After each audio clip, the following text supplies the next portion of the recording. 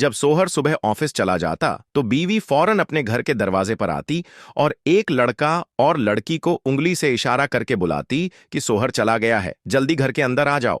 वो दोनों इधर उधर देखते कि कहीं कोई मोहल्ले में उन्हें देख तो नहीं रहा है। फिर वो दोनों चुपके चुपके घर में घुस जाते। बीवी उन्हें कहती कि कमरे में चले जाओ, मैं अभी आती हूँ, और हम तीनों मिलकर मजे अभी करते हैं। जब सोहर की ड्यूटी से वापस आने का वक्त होता तो बीवी उन दोनों को कहती कि अब कल आना, फिर से मजे करेंगे, क्योंकि अब मेरे सोहर के आने का वक्त हो चुका है। बीवी गेट पर आती और देखती कि कोई बाजार में है तो नहीं। फिर वो दोनों को इशारा करके कहती कि जल्दी बाहर निकल जाओ। फिर वो दोनों चुपके चुपके गेट पर आते और इधर उधर देखकर फौरन वहां से चले जाते। जब सोहर घर आता तो बीवी उसकी अच्छे से खिदमत करती, लेकिन सोहर बीवी पर ज्यादा ध्यान नहीं देता था। अब रोज ऐसा ही होता। जब सोहर काम पर चला जाता तो बीवी उन दोनों को कॉल करके घर बुला लेती। जब वे दोनों आ जाते तो तीनों कमरे के अंदर चले जाते और सोहर के आने से पहले लड़का और लड़की घर से बाहर निकल जाते। एक दिन सोहर अपने मामूल के मुताबिक सुबह काम पर चला गया तो बीवी गेट पर आई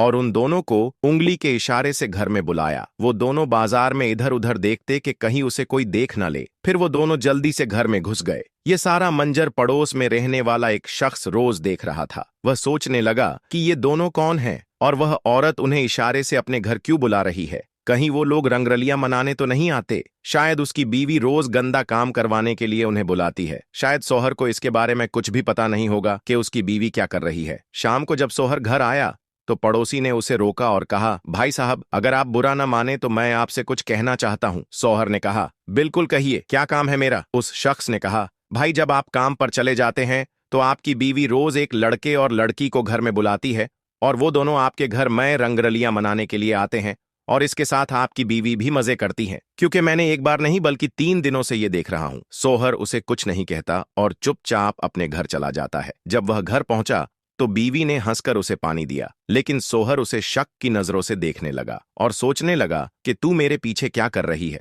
मुझे सब पता है, और मेरे सामने कितनी मासूम बन रही है। बीवी ने सोहर से कहा, कभी तो मुझसे हंसी मजाक किया करो, मैं तुम्हारी बीवी हूं, कोई रखेल नहीं। सोहर उसकी बात को अनसुना करके अपने काम में लग गया।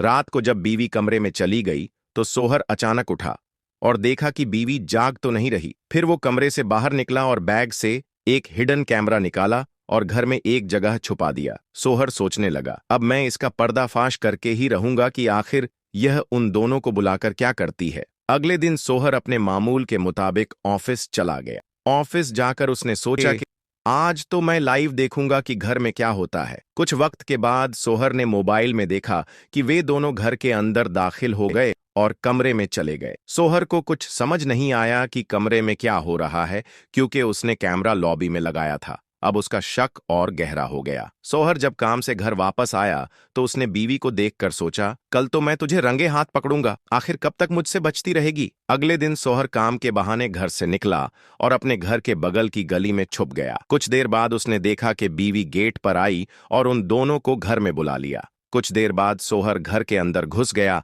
और सीधे कमरे में चला गया। वहां उसने देखा कि बीवी और वो दोनों कुछ गिफ्ट पैक कर रहे थे। बीवी अचानक सोहर को देखकर हैरान रह गई और बोली, 2 दिन बाद हमारी शादी की 5वीं सालगिरह है और मैं आपको एक बड़ा सरप्राइज देना चाहती थी। मैं आपको एक कार भी गिफ्ट करना चाहती थी और ये दोनों मेरे बचपन के दोस्त हैं जो मेरी मदद करने के लिए आते थे। सोहर ये सुनकर हैरान रह गया और सोचने लगा, मेरी बीवी मुझसे कितना प्यार करती है, मुझे आज पता चला। सोहर ने बीवी से कहा, मुझे माफ कर देना, मैंने दूसरों की बातों में आकर तुम पर शक किया, लेकिन अब मुझे समझ आ गया कि तुम मुझसे कितनी मोहब्बत करती हो। दोस्तों, मियाँ बीवी का रिश्ता बहुत खूबसूरत होता है। कभी भी दूसरों की बातों में आकर अपनी मोहब्बत पर शक मत करो, क्योंकि शक एक ऐसी बीमारी है जो अच्छे से अच्छे रिश्तों को भी बर्बाद कर देती है। सोहर